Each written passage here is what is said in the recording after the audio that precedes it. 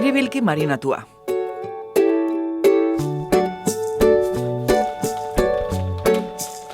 Osagaiak: 640 gramo eusko label biribilkia, porru bat, tipula bat, azenario bat, arto irina, estragoia, piper beltza, gatza, litro erdi ardo beltz, 4 goilara ozpin, baso bat ardo zuri, kopa bat jerez.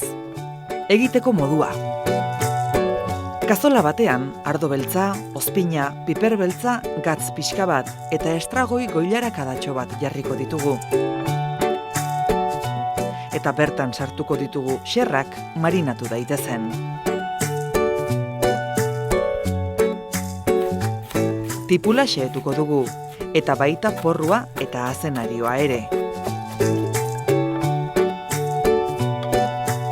Zartagi batean olioa berotuko dugu, eta tipula, porrua eta azenarioa gozatuko ditugu. 5 minutu igarota ardo zuria eta jereza gehituko dizkiogu, eta ordu erdiz utziko dugu irakiten.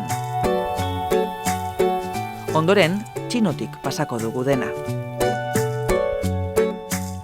Biribilkia aterako dugu eta marinatua egiteko erabili dugun ardoa botako dugu kazolara. 5 minutuz irakin ostean, arto irin apur bat erabiliz batu egingo dugu salda. Gatza bota eta bainumarian utziko dugu. Biribilkiari ere gatza botako diogu eta irinetik pasata frijitu egingo dugu, buelta eta buelta. Behin frijituta dagoela, kazola batean jarriko dugu eta bainumarian geneukan salda gehituko diogu. 5 minutu gehiago zirakin eta zerbitzatzeko prest egongo da.